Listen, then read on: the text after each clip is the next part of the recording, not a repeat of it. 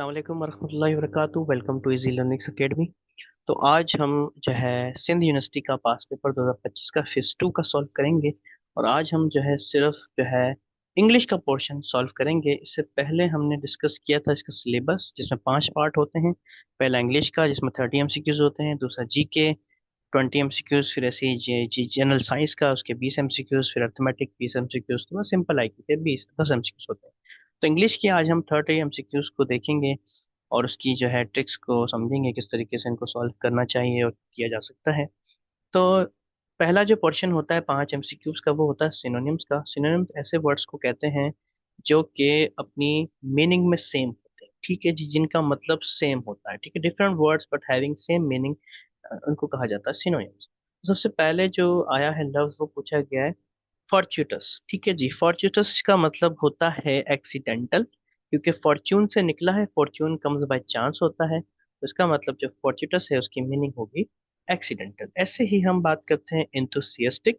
Enthusiastic का मतलब होता है जिसमें आप किसी चीज के अंदर इंटेंसली इंटरेस्ट करते हो या ईगर करते हो। तो कीन इसका सिनोनिम है, ईगर इसका सिनोनिम है, तो आपका यहाँ पर जो सिनोनिम होगा वो कीन होगा। ऐसे ही एमसीक्यूज आपसे थर्ड पूछा गया है इम्पैक्ट का, कि इम्पैक्ट जो है इसका सिनोनिम बताएं। इम्पैक्ट का मतलब होता है किसी चीज के ऊपर इफेक्ट होना, इन्फ्लुएंस होना, ठीक है जी। तो इफेक्ट, इम्पैक्ट से होता है सिनोनिम इफेक्ट। तो यहाँ पर हमारा सिलेक्शन सही होगा, कौन सा, इफेक्ट होगा। ऐसे ही जो 4 नंबर एमसीक्यूज है, वो आपसे पूछा गया है परसुएट के बारे में। परसुएट का लफ्ज आप देखें तो परसू से निकला है। परसू का मतलब होता है किसी चीज, किसी को किसी काम के लिए कन्विंस करना, ठीक है जी। तो परसुएट से होगा कन्विंस करना। ऐसे ही स्केयर एक लफ्ज है। स्केयर्स का मतलब होता है किसी चीज का बहुत कम होना क्वांटिटी में। तो स्केयर्स यानी कि रेयर, जिस चीज का कम होना। रेयर का मतलब यही होता है कि जो चीज बहुत कम अवेलेबल है उसको रेयर कहते हैं, ठीक है जी। अब ये 5 एमसीक्यूज जैसे सिनोनिम्स के थे, ऐसे ही 5 एमसीक्यूज आपके आते हैं एंटोनिम्स के, ठीक है जी। अब सबसे पहला एंटोनियम पूछा गया चेरिश का। चेरिश का मतलब होता है किसी चीज को बहुत करीब रखना अपने, ठीक है जी। इसका अपोजिट होगा किसी चीज को अपने आप से दूर कर देना, तो उसका होता है डिस्कार्ड लफ्ज, ठीक है जी। डिस्कार्ड का मतलब होता है थ्रो अवे। ऐसे ही जो 7 नंबर एमसीक्यूज है, वो आपसे पूछा गया फ्रेजाइल, कि भाई फ्रेजाइल जो लफ्ज है इसका एंटोनियम बताएं आप। कि फ्रेजाइल का मतलब होता है ब्रोकन, इजीली ब्रोकन, लेकिन इसका अपोजिट हो जाएगा जो कि नॉट इजीली ब्रोकन हो। जैसे कि रोबस्ट है, रोबस्ट का मतलब होता है किसी चीज का स्ट्रांग होना, तो इसका हो जाएगा अपोजिट रोबस्ट। ऐसे ही एमसीक्यूज है कोवर्डली। कोवर्डली जैसे कि कोवर्ड से निकला है, कोवर्ड का मतलब होता है बुज़दिल होना, लेक ऑफ करेज, ठीक है जी। तो इसका अपोजिट हो जाएगा ब्रेव हो जाएगा, ठीक है जी। तो इसका सही एमसीक्यूज है ब्रेव। ऐसे ही जो क्वेश्चन नंबर 9 आपसे पूछा है, वो पूछा है प्रैग्मेटिक। प्रैग्मेटिक का क्या मतलब है? प्रैग्मेटिक का मतलब जो चीज प्रैक्टिकल हो, ठीक है जी। जो चीज प्रैक्टिकल हो उसको प्रैग्मेटिक कहते हैं, और जो चीज प्रैक्टिकल ना हो उसको हम आइडियलिस्टिक कहते हैं, ठीक हो गया जी। ऐसे ही एक सवाल आया है रिलेक्टेंट से। रिलेक्टेंट का मतलब होता है जिसमें आप विलिंग ना हो, ठीक है जी। तो विलिंग ना हो का मतलब आप अपोजिट पूछेंगे जिसमें विलिंग हो। विलिंग का मतलब ये ईगर होगा, ठीक है जी। तो इसका होगा ईगर क्वेश्चन। अच्छा, एक ट्रिक आप हमेशा देख सकते हैं कि जो लफ्ज होंगे ना उसके, वो बाकी सब सिनोनिम्स दिए होंगे, जैसे कि रेजिस्टेंस का सिनोनियम, हेजिटेंट इसका सिनोनियम, अनविलिंग इसका एक लफ्ज ऐसा होगा जो इससे डिफरेंट होगा। तो वो आपने इस तरीके से ट्रिकी समझना है कि सिनोनिम्स को छोड़ के जो अपोजिट होगा वो लगाना है। ऐसे ही जो ऊपर था उसमें सारे अपोजिट दिए होंगे, जो सिनोनिम आपको मिले वो, ठीक है जी। तो इस तरीके से आप अंदाजा कर सकते हैं कि कौन सा सही आंसर होगा। अब थर्ड जो इंग्लिश का पोर्शन है, उसमें आते हैं 5 स्पेलिंग के क्वेश्चन, ठीक है जी। तो पहला स्पेलिंग का क्वेश्चन है ट्रीचैरस। तो ट्रीचैरस की स्पेलिंग होती है बहुत आसान, ट्री चैर अस, ओ यू एस अस होता है यहाँ पर। तो चेरी से चर निकला है, तो इस तरीके से आप याद रख सकते हैं कि ट्रीचैरस की स्पेलिंग क्या हो, ठीक है जी। जब भी किसी लफ्ज की स्पेलिंग आपको नहीं आ रही हो लेकिन वो वर्डिंग आपको समझ में आ रही हो, तो उसको जो है ना उसमें तोड़ें, ठीक है, पार्ट्स में तोड़ें। जैसे कि यहाँ पर है मिलियन एरी, तो इसको 2 पार्ट्स हैं, एक मिलियन है दूसरा एरी है, तो इस तरीके से आपको स्पेलिंग बन जाएगी मिलियन, ठीक है जी। 13 में है नेबरहुड, ठीक है जी। आपका एक लफ्ज हो गया नेबर, दूसरा हो गया हुड, आपको पता चलेगा नेबरहुड। इस तरीके से नेबरहुड की स्पेलिंग हो जाएगी जे वाली, NEIGHBOUR, नेबर, आगे HOOD, हुड। ऐसे ही 14 नंबर से पूछा है स्पेलिंग एम्बेरस की। तो एम्बेरस में आपको याद रखना है कि एम्बेरस में डबल आर डबल एस। ठीक है, ये बात याद रखिएगा। तो एम्बे, डबल आर, ए फिर डबल एस। ठीक है जी, एम्बेरस। 15 में आपसे पूछा रेफरेंस, तो सबसे पहले रेफर याद करें, उसके बाद एंस। तो रेफरेंस का मतलब इस तरीके से रेफरेंस हो जाएगा। तो इस तरीके से आपके 15 एमसीक्यूज आते हैं टोटल। 3 पोर्शन हो गए, सिनोनियम, एंटोनियम और स्पेलिंग्स। अब है पंक्चुएशन। 5 एमसीक्यूज आपके पंक्चुएशन, सॉरी, प्रीपोजिशन से आते हैं। प्रीपोजिशन ऐसे लफ्ज को कहते हैं जो, बिल्कुल, जो रिलेशन बताए किसी अनाउन का किसी दूसरे वर्ड के साथ। जैसे कि यहाँ पर लिखा हुआ है, Sameer arrive at the airport dash time. ठीक है ना, ज़ाहिर है पंक्चुअल होना चाहिए किसी को भी, तो ऑन टाइम हम यूज़ करेंगे। जो पंक्चुअल हो उसके लिए ऑन टाइम यूज़ होगा, और जो टाइम से पहले आ जाए उसको कहेंगे इन टाइम। ठीक है जी। 17 नंबर एमसीक्यू से पूछा है, she has been living in London. अब देखो, जब जब आपसे ड्यूरेशन बता दी जाए तो वहां आप ड्यूरेशन के लिए हमेशा फॉर यूज करेंगे, यानी कि नंबर्स के लिए आप हमेशा फॉर यूज करेंगे। और जैसे ही अगर कोई पॉइंट बता दिया जाए, स्टार्टिंग पॉइंट, तो उसके लिए आप सिंस यूज करेंगे। तो पीरियड ऑफ टाइम के लिए फॉर, स्टार्टिंग पॉइंट के लिए सिंस यूज। याद रखिएगा। 18 number MCQ, I am looking forward. अब फॉरवर्ड के साथ हमेशा टू लगता है, ये बात याद रखिएगा। तो फॉरवर्ड के साथ आप टू यूज करेंगे। ऐसे ही 19 नंबर एमसीक्यू है, आई विल मीट यू। अब किसी भी स्पेसिफिक पॉइंट पर, लोकेशन पे आपने जब मिलना हो किसी से, तो आप बोलेंगे एट। जैसे कि एट एयरपोर्ट, ठीक है ना, एट स्ट्रीट, एट लंदन, इस तरीके से स्पेसिफिक पॉइंट हो गया। तो I will meet you at London. Specific point के लिए एट लगेगा, अगर स्पेसिफिक पॉइंट ना हो, बहुत बड़ी जगह हो, तो आप इन बोल।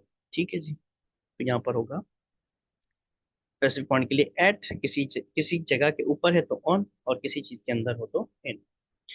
20 नंबर एमसीक्यू है, एट दिस टाइम टुमारो। इस वक्त, कल के दिन। जाहिर है कोई कंटिन्यूस में बात चली जाएगी कि इस वक्त, कल के दिन में क्या कर रहा हूँ के लिए हम बोलेंगे आई विल बी सिटिंग। उसने कहा कि प्लेन में बैठ चुका हूँगा और पेरिस के लिए जा रहा हूँ। सही है ना, तो ये जुमला है। आगे जो 5 एमसीक्यूज होंगे वो होंगे नरेशन के। और नरेशंस आपको पता है कि बहुत ही आसान रहती हैं, अगर आप इसकी थोड़ी सी ट्रिक समझ लें। इसमें हमेशा दो पार्ट होते हैं, ये वाला कि उसने कहा, और जो कहा वो ये होता है। और ये शी सेड अगर इस तरीके से सेकंड फॉर्म में हो, तो आपका जो अगला जुमला होगा वो भी पास में चला जाए। ठीक है जी, हैव है तो यहाँ पर हैड रहे। और दूसरा जो सब्जेक्ट है वो इसके सब्जेक्ट के हिसाब से चेंज होगा। जैसे कि शी हैज हो जाएगा यहाँ पर, ठीक है ना, she had finished my work से हिज वर्क। यानी कि हम ये कहेंगे, शी सेड दैट, दैट हमेशा लगेगा, she said that she had finished her homework. ठीक है जी, इस तरीके से हम इसको बना दें। आगे ही ऑर्डर, जब भी कोई ऑर्डर दिया जाए तो वो सेम एज इट इज लिखा जाता है।